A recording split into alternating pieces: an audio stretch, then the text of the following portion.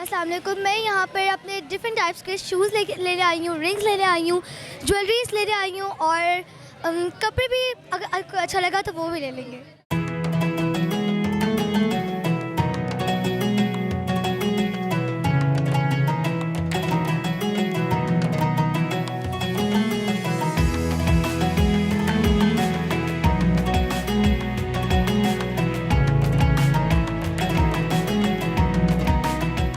मैं ईद की शॉपिंग करने हमने शलवार कमीज़ लिए हैं, अपने शूज़ लिए हैं, पैंट शर्ट लिए हैं, घड़ी भी ली है।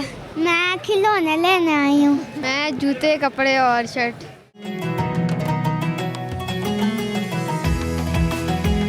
के लिए अपने सूट लिए। अभी तो अभी हम फर्स्ट डे है तो हम यहाँ पे आए हैं। अभी हमने सूट लिए हैं, फिर ज्वेलरी लेनी है, फिर चूड़ियाँ, फिर बच्चों के लिए कपड़े लेने हैं। कपड़े शूज लेने आई हूँ।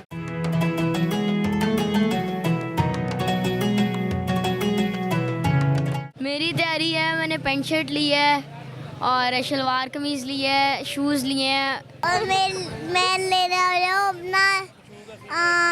अपने कपड़े।